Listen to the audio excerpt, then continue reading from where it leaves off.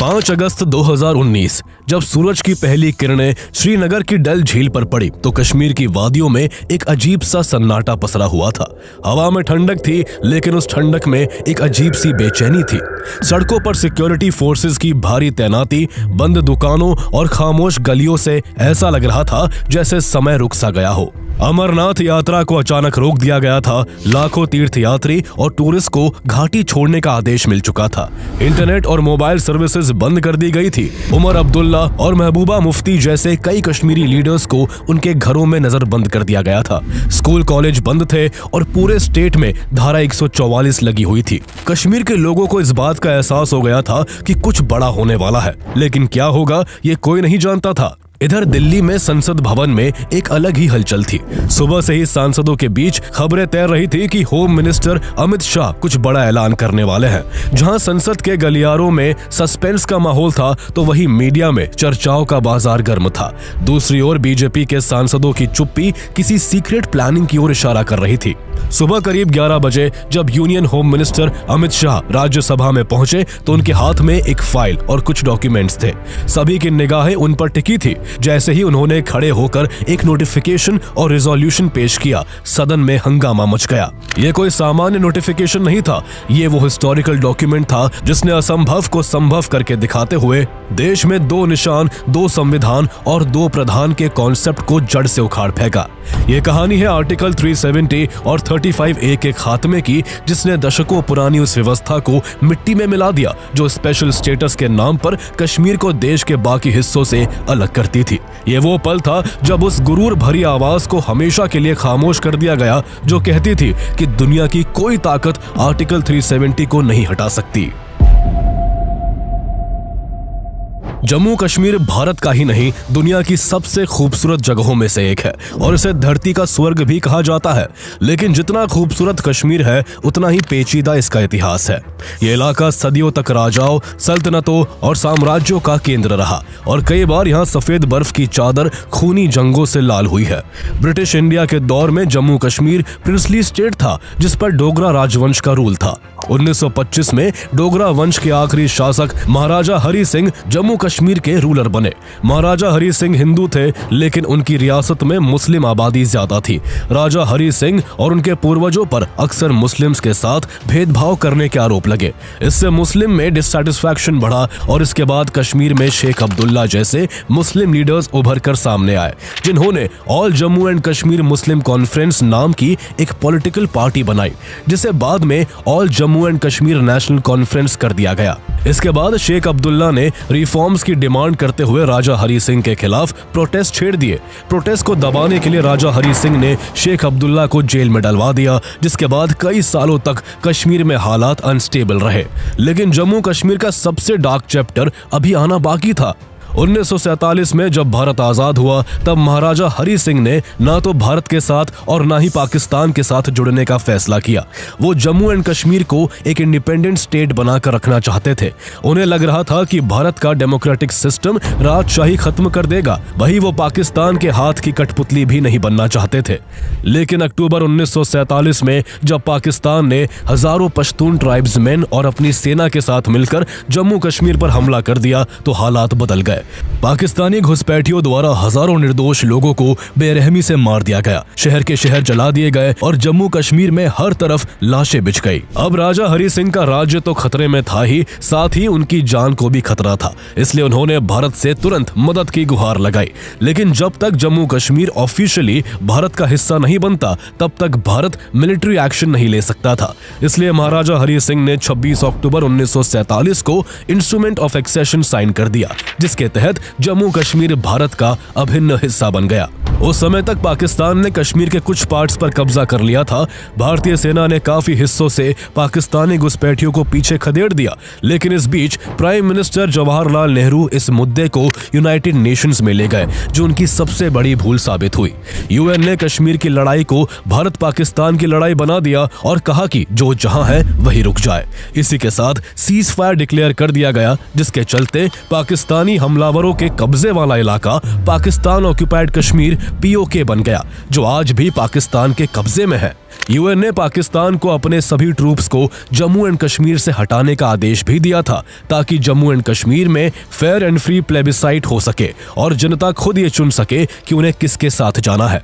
नेहरू को जहां इस बात का भरोसा था कि इंस्ट्रूमेंट ऑफ एक्सेशन की वजह से भारत के पास उस पर लीगल राइट है, तो वही वो रेफरेंडम को लेकर भी निश्चिंत थे। इसको लेकर उनको शेख अब्दुल्ला पर काफी कॉन्फिडेंस था। दरअसल नेहरू और शेख अब्दुल्ला काफी अच्छे दोस्त थे और जब महाराजा हरि सिंह ने इंस्ट्रूमेंट ऑफ एक्सेशन साइन किया था, तब उन्होंने उनके सामने ये स्पेशल रिक्वेस्ट भी रखी थी कि उनके अच्छे दोस्त शेख अब्दुल्ला को जेल से रिहा कर दिया जाए।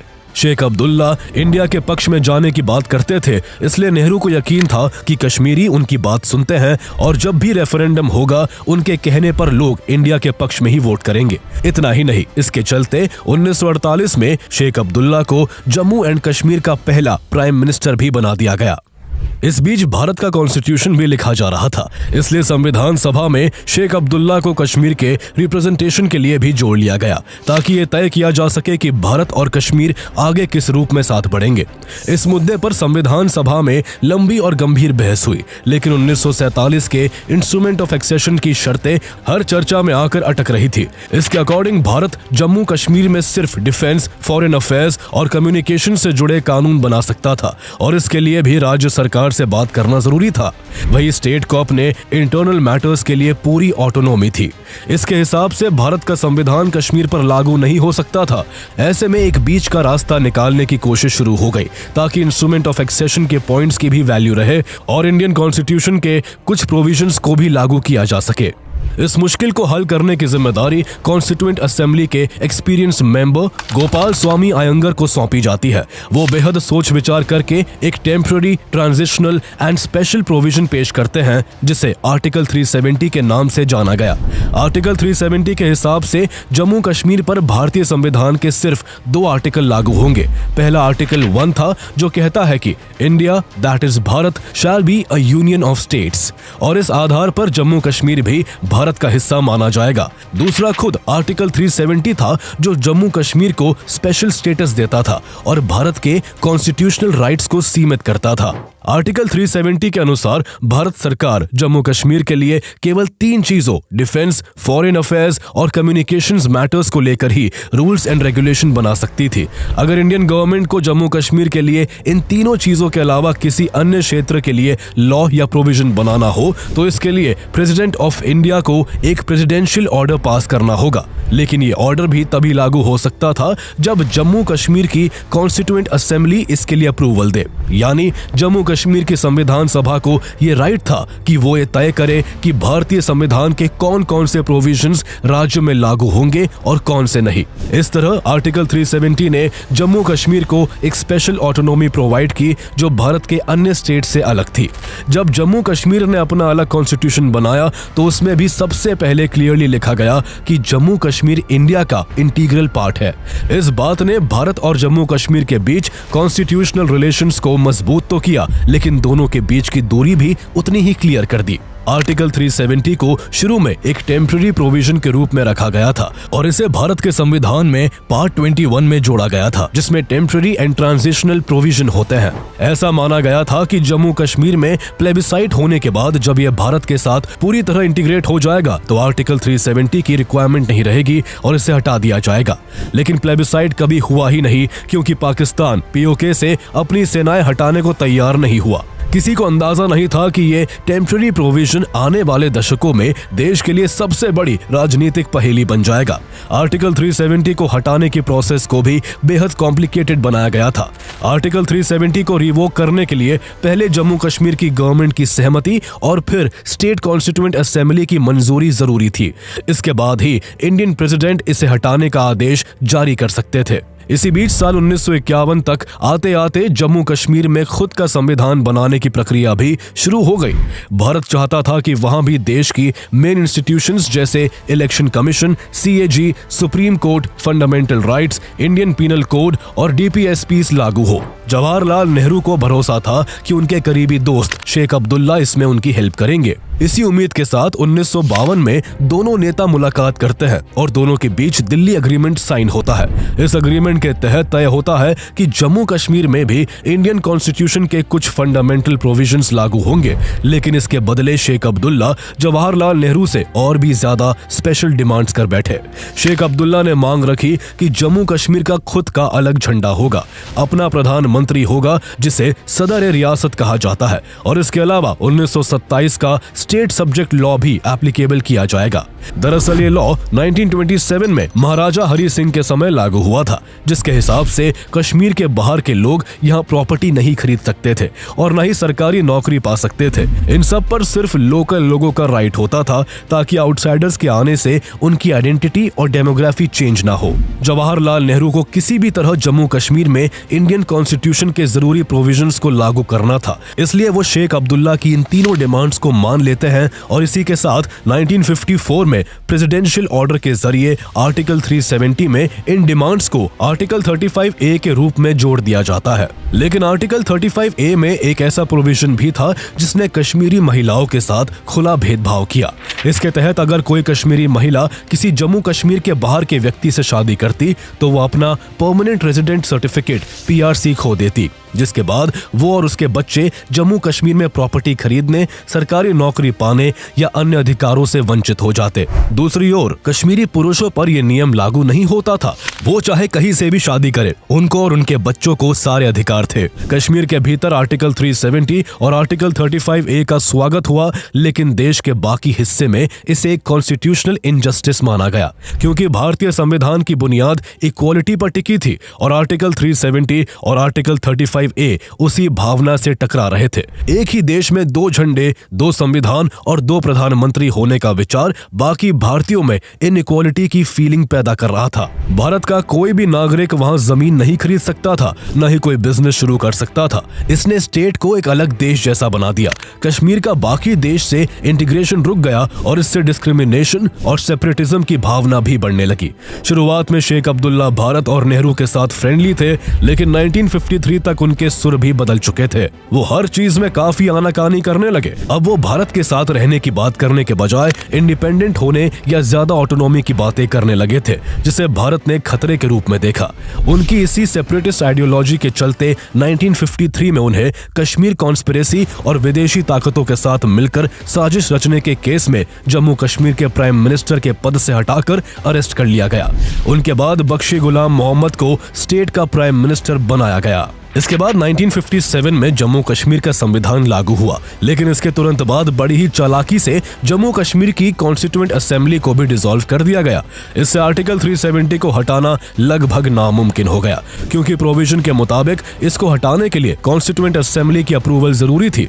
लेकिन जब जम्मू कश्मीर में संविधान सभा ही नहीं रही तो वहां के नेताओं को यकीन हो गया कि अब भारत सरकार आर्टिकल 370 को कभी हटा नहीं सकेगी। आगे जम्मू कश्मीर के कॉन्स्टिट्यूशन में कई अमेंडमेंट किए गए, जिनमें से एक जम्मू कश्मीर के प्राइम मिनिस्टर के पद को लेकर भी था। मार्च 1965 में जम्मू कश्मीर के कॉन्स्टिट्यूशन में 6th अमेंडमेंट पास किया गया, जिसके तहत प्राइम मिनिस्टर का पद खत्म कर उसकी जगह चीफ मिनिस्टर का पद लागू किया गया। इस बदलाव के बाद गुलाम मोहम्मद सादिक जम्मू कश्मीर के पहले चीफ मिनिस्टर बने। हालांकि आर्टिकल 370 और 35A को हटाने को लेकर कुछ नहीं हुआ। वहां के नेता इसे कभी हटाना ही नहीं चाहते थे, लेकिन इससे जम्मू कश्मीर की तरक्की को सबसे ज्यादा नुकसान पहुंचा। इसकी वजह से Jammu Kashmir socially and economically बाकी भारत से अलग थलग हो गया था। स्टेट के अंदर ज्यादा डेवलपमेंट नहीं हो पा रहा था, जिससे बेरोजगारी बढ़ी और यूथ में फ्रस्ट्रेशन पनपने लगा। नौजवानों के पास जॉब्स नहीं थे और उनकी एनर्जी गलत दिशा में जा रही थी। 1980 के दशक से पाकिस्तान इसी सिचुएशन का फायदा उठाने लगा। उसने कश्मीर पर कब्जे की अपनी पुरानी हसरत नहीं छोड़ी थी। कश्मीर का एक हिस्सा पहले ही हड़प लेने के बाद उसने पूरे जम्मू कश्मीर को हथियाने के लिए हर तरीका अपनाया। पहले उसने भारत से कई बार युद्ध किए, लेकिन जब हर बार उसे आमने सामने की लड़ाई में मुंह की खानी पड़ी, तब पाकिस्तान ने प्रॉक्सी वॉर का रास्ता चुना। इसके बाद उसने कश्मीर में सेपरेटिज्म और मिलिटेंसी को फंड करना शुरू कर दिया। जमात उद दावा और हिजबुल मुजाहिदीन जैसे आतंकी संगठनों को उसने पैसे और हथियार दिए। पाकिस्तान ने जमात-ए-इस्लामी कश्मीर और JKLF जैसे पॉलिटिकल ग्रुप्स को भी फंड करके कश्मीर में इंडिया के खिलाफ माहौल बनाने का काम किया। कश्मीर के युवाओं को धर्म और भावनाओं के नाम पर हिंदुओं के खिलाफ भड़काया जाने लगा। कश्मीरी पंडितों पर टारगेटेड अटैक्स शुरू हो गए। इसका नतीजा ये हुआ कि 1990 में लाखों कश्मीरी पंडितों को रातों रात घर खाली कर कश्मीर से पलायन करना पड़ा। इस पलायन ने वहां की डेमोग्राफी को भी बदल दिया। 1980 से 2019 तक इस इंसर्जेंसी की वजह से 40,000 से ज्यादा लोगों की जिंदगी छिन गई। टूरिज्म जो कभी स्टेट की ताकत था, उसे भी मिलिटेंसी के कारण बड़ा झटका लगा। स्कूल और कॉलेज बंद रहने लगे और इंफ्रास्ट्रक्चर डेवलपमेंट रुक गया।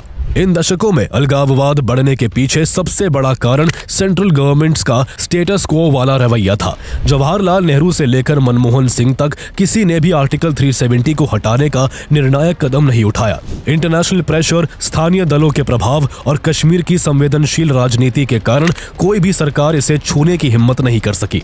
इसके चलते यह आर्टिकल दशकों तक भारतीय संविधान का हिस्सा बना रहा और जम्मू कश्मीर भारत के बाकी हिस्से से आइसोलेटेड रहा। वहीं दूसरी तरफ भारतीय जनता पार्टी शुरू से ही अपने इलेक्शन मैनिफेस्टो में ये साफ लिखती आई थी कि आर्टिकल 370 और 35A को हटाना उसकी टॉप प्रायोरिटी है। जब आर्टिकल 370 को लागू किया गया था, तभी डॉक्टर श्यामा प्रसाद मुखर्जी ने खुलकर जवाहरलाल नेहरू की कश्मीरी नीति की आलोचना करते हुए उसे हिस्टोरिकल मिस्टेक बताया था और कहा था कि एक देश में 2 विधान, 2 प्रधान और 2 निशान नहीं चलेंगे। हालांकि 1999 में केंद्र में भाजपा की सरकार जरूर बनी, लेकिन वो कोalition पर टिकी हुई थी और उससे पहले 1996 और 1998 में कुछ ही दिनों के अंदर उनकी सरकार गिर भी चुकी थी। इसलिए ना तो बीजेपी के पास उतनी पॉलिटिकल पावर थी और ना ही जम्मू कश्मीर में उनकी मजबूत पकड़ थी। इसके अलावा 1990 के दशक में घाटी में हालात बेहद वायलेंट और अनस्टेबल थे, इसलिए उस वक्त ऐसा कोई बड़ा कदम नहीं उठाया जा सका। भाजपा इस दौरान कई बार कश्मीर में भी विधानसभा इलेक्शन लड़ी, लेकिन उन्हें कुछ ही सीटों पर सिमट कर रहना पड़ा। लेकिन 2014 के इलेक्शंस में तस्वीर पूरी तरह बदल गई। जहां 2014 के लोकसभा चुनाव में बीजेपी नरेंद्र मोदी की लीडरशिप में एक जबरदस्त जीत हासिल करती है, तो वही इसी साल Jammu and Kashmir state elections में भी बीजेपी को 25 सीट्स पर जीत मिलती है, जो उसके लिए एक बड़ी अचीवमेंट थी। जम्मू रीजन जहां हिंदू पॉपुलेशन डोमिनेंट है, वहां बीजेपी को सबसे ज्यादा सपोर्ट मिला। लेकिन कश्मीर वैली में महबूबा मुफ्ती की पार्टी पीडीपी का दबदबा रहा और पीडीपी ने 28 सीट्स जीती। इसके अलावा नेशनल कॉन्फ्रेंस को 15 और कांग्रेस को 12 सीट्स पर ही सिमटना पड़ा। इस तरह जो भाजपा कभी कश्मीर में एक एक सीट को तरसती थी, वो अब दूसरे नंबर की पार्टी बन गई और सरकार बनाने के लिए वो किंग मेकर की भूमिका में आ गई। स्टेट में सरकार बनाने को लेकर पेच फंस गया था, क्योंकि सभी पार्टीज में आपस में काफी मतभेद था। लेकिन तभी कुछ ऐसा हुआ जो किसी ने सपने में भी नहीं सोचा होगा। एक दूसरे के सबसे बड़े विरोधी भाजपा और पीडीपी एक साथ आ जाते हैं और गठबंधन सरकार बनाने के लिए 1 मार्च 2015 को अमित शाह और महबूबा मुफ्ती एक प्रेस कॉन्फ्रेंस पर इसका ऐलान कर देते हैं। महबूबा मुफ्ती बेशक सरकार बनाना चाहती थी, लेकिन भाजपा के मन में कुछ और ही चल रहा था। भाजपा इसे एक मौके के तौर पर देख रही थी, जिसे वो आर्टिकल 370 को हटाने के रूप में भुनाना चाहती थी। इसके बाद पीडीपी की तरफ से मुफ्ती मोहम्मद सईद चीफ मिनिस्टर बनते हैं और भाजपा के निर्मल सिंह डेप्यूटी सीएम बनाए जाते हैं। लेकिन ये पार्टनरशिप शुरू से ही टेंशन से भरी रही। बीजेपी आर्टिकल 370 पर डिबेट चाहती थी, जबकि पीडीपी इसे स्टेट की आइडेंटिटी का हिस्सा मानती थी और इस पर बात भी नहीं करना चाहती थी। लेकिन इस बीच 2016 का वो साल आया जब घाटी में हिजबुल मुजाहिदीन का कमांडर बुरहान वानी सेना के हाथों मारा गया। इसके बाद घाटी में बड़े पैमाने पर मास प्रोटेस्ट और वायलेंस होने लगा। एक आतंकी के मारे जाने पर घाटी में जबरदस्त प्रोटेस्ट हो रहे थे, जिससे साफ था कि कश्मीर का युवा किस कदर रेडिकलाइज था और अलगाववाद की भावना उसमें कितनी मजबूत थी।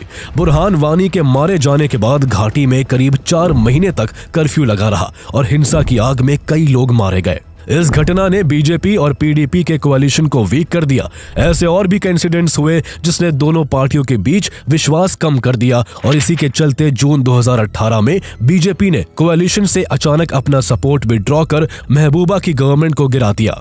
यानी अब जम्मू कश्मीर में कोई सरकार नहीं थी। ऐसे में जम्मू कश्मीर के संविधान के सेक्शन 92 के हिसाब से शुरू में डायरेक्ट प्रेसिडेंट रूल नहीं लग सकता था। उसके हिसाब से शुरू के 6 महीने तक गवर्नर रूल लागू रहना जरूरी था। उसके बाद भी अगर सरकार नहीं बन पाती तो फिर प्रेसिडेंट्स रूल लग जाता।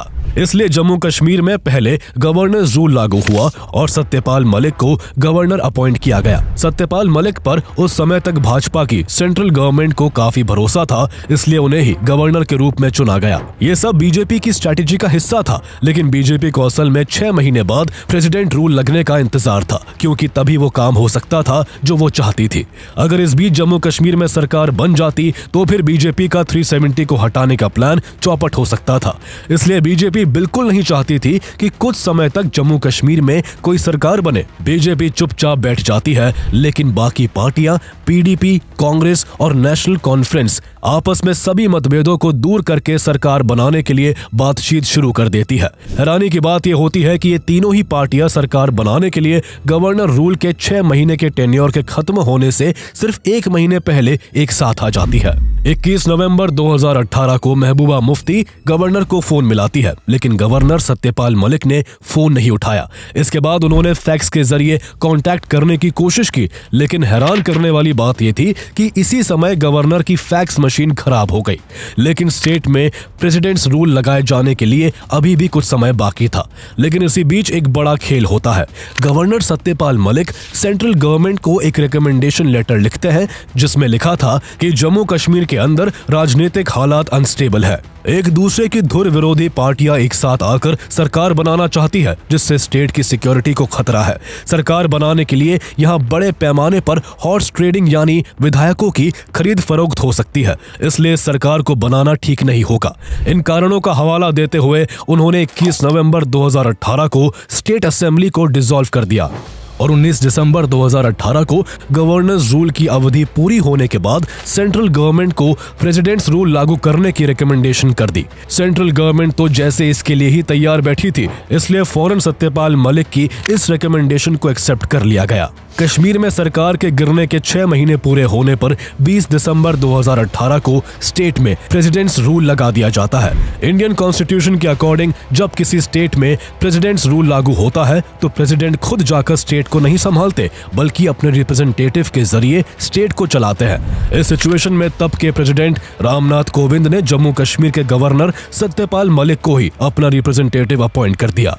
पहले सत्यपाल मलिक के हाथ में गवर्नर रहते हुए उतनी पावर नहीं थी जितनी अब प्रेसिडेंट रूल लगने और प्रेसिडेंट द्वारा रिप्रेजेंटेटिव अपॉइंट होने के बाद हो गई थी। चूंकि उस समय जम्मू कश्मीर की लेजिस्लेटिव असेंबली भंग थी, इसलिए राष्ट्रपति ने एक और आदेश जारी किया कि जम्मू कश्मीर की लेजिस्लेटिव असेंबली के अधिकार अब भारत की पार्लियामेंट के पास होंगे। इसका मतलब ये था कि अब जम्मू कश्मीर से जुड़े किसी भी कानून या प्रावधान पर फाइनल डिसीजन लेने का अधिकार इंडियन पार्लियामेंट का हो गया था। मोदी सरकार 6 महीने का इंतजार इसीलिए कर रही थी क्योंकि अब इस प्रेसिडेंशियल नोटिफिकेशन के बाद जम्मू कश्मीर का पूरा फैसला लेने का अधिकार एक तरह से भारत सरकार के हाथों में था।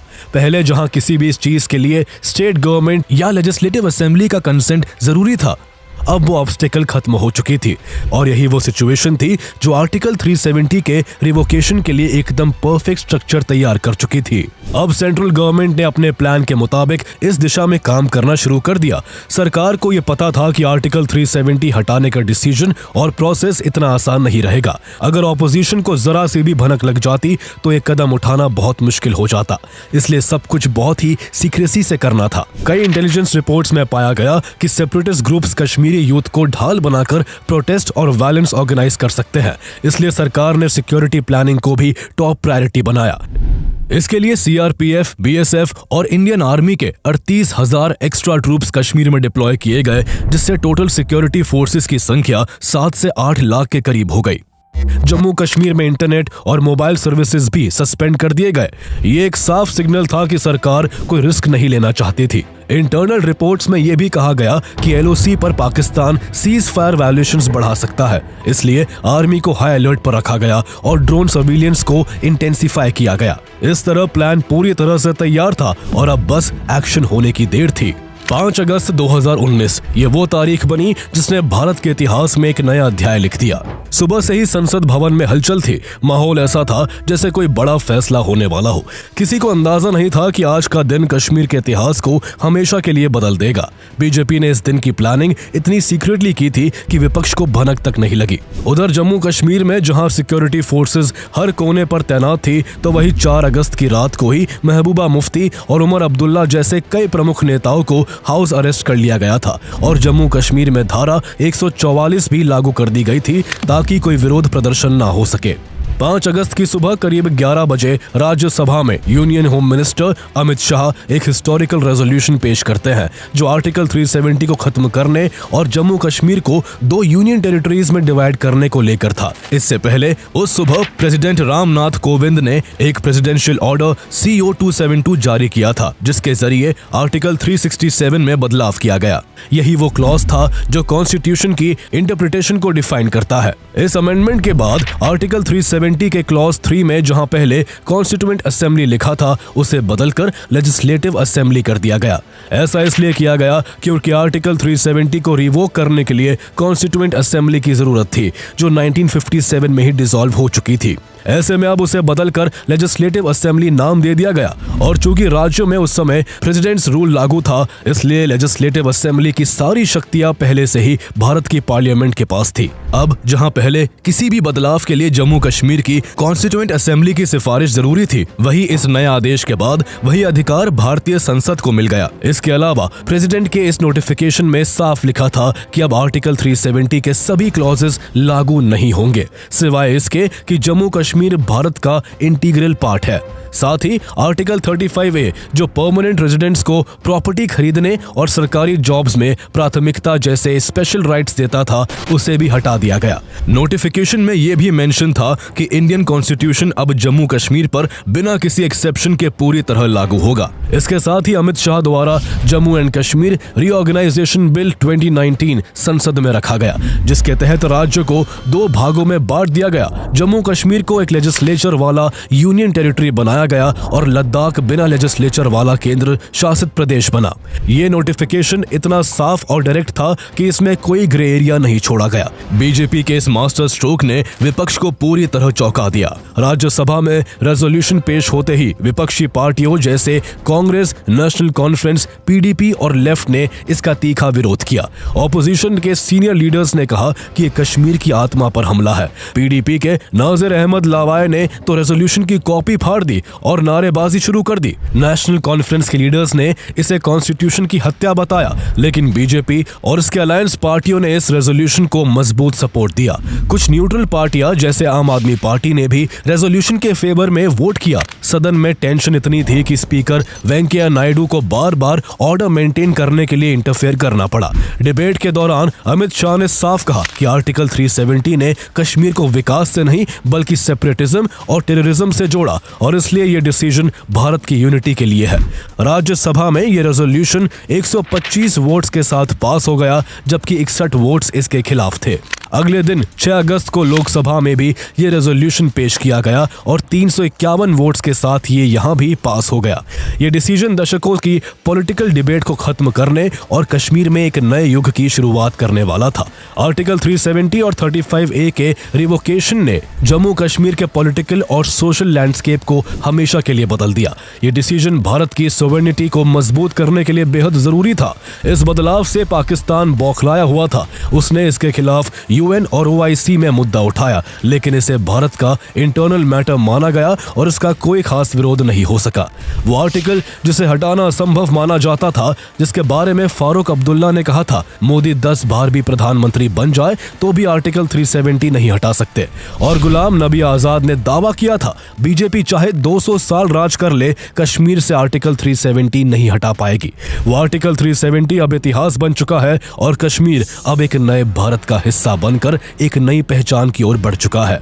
अगर आपको ये कहानी पसंद आई है तो कश्मीर के इतिहास से जुड़ी एक और सच्ची और दिल दहला देने वाली कहानी एक्सोडस ऑफ कश्मीरी पंडित्स जरूर देखिए, जब रातों रात लाखों कश्मीरी पंडितों को उनके ही घरों से निकाल दिया गया था। उनके दर्द और संघर्ष की पूरी कहानी आप हमारी पिछली वीडियो में देख सकते हैं, जिसका लिंक आपको इस वीडियो के डिस्क्रिप्शन में मिल जाएगा।